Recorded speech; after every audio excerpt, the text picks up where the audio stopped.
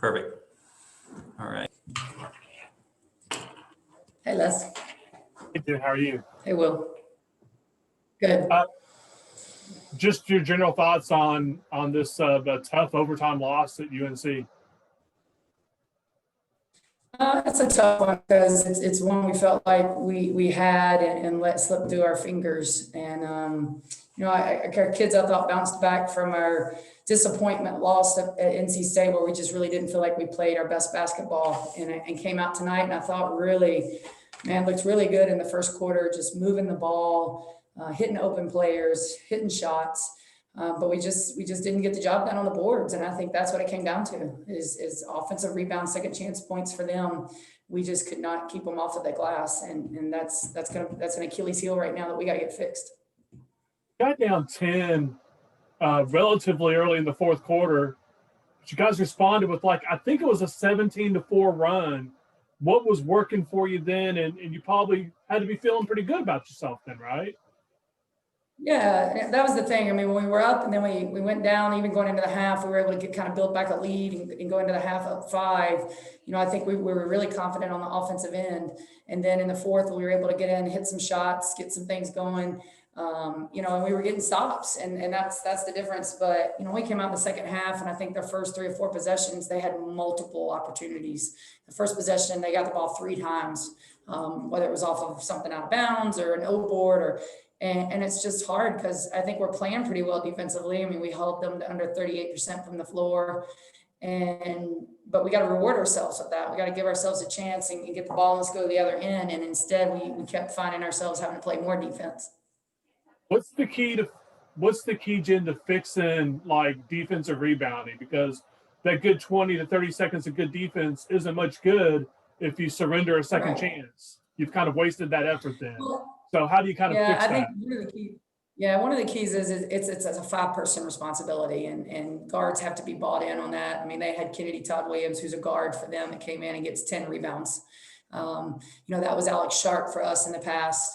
We don't have a guard that's doing that kind of rebounding for us yet.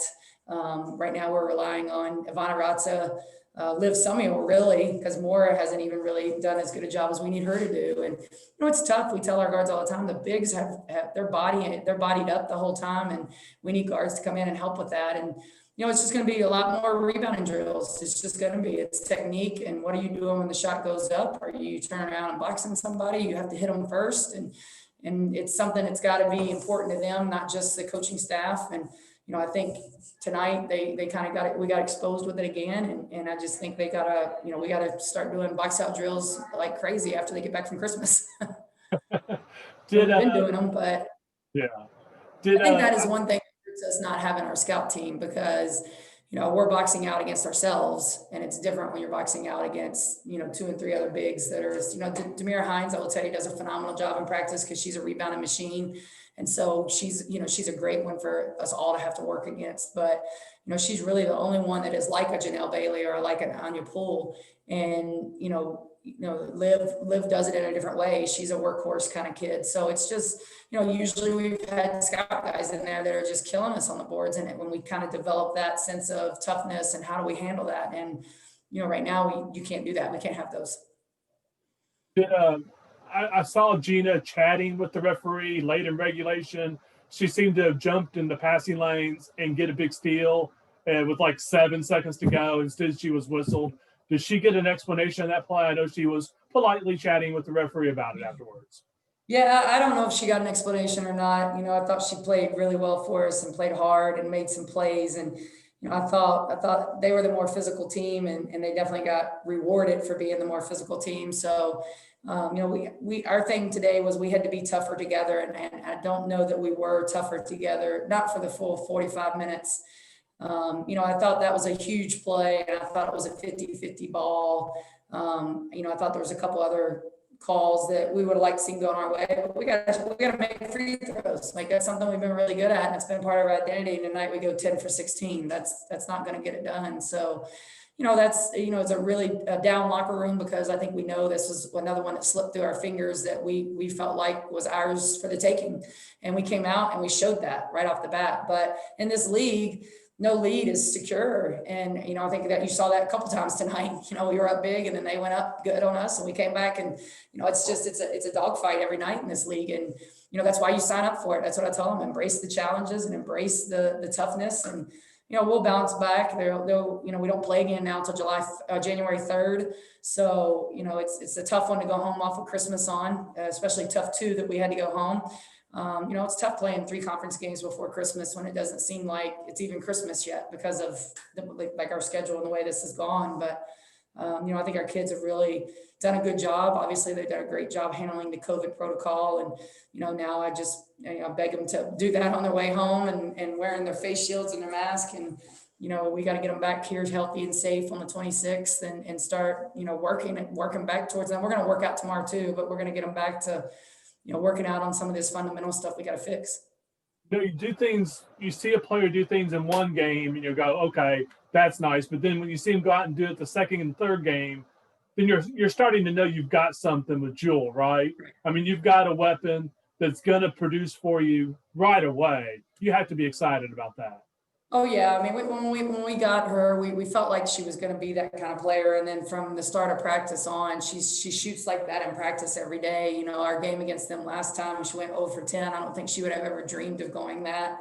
And so, so proud of her because she hasn't gotten down about it. And she doesn't turn down shots because I missed the last one. And, she just understands the game of basketball. And, and I think she came in ready to be able to help us and make an impact. And tonight's a prime example of that for us. So, she's only going to get better and better. And so are these other kids and some of the freshmen that really haven't gotten a chance to be out on the floor and show that because of our situation with scheduling this year, and some of the sophomores. But we just got to keep working and keep utilizing those strengths. Like you said, when you start seeing it in a couple games, you start to, it goes on the scouting reports too, which helps. So the schedule, you guys work out a little bit tomorrow and then you let them break away for a few days. And then when does that? Yeah, we were supposed to play on the 22nd against Coastal and they had a COVID issue. So we tried to replace that game and nobody would kind of fill in for us. And we tried for a week because we found out last Sunday and just couldn't get another opponent to kind of play it. So we are,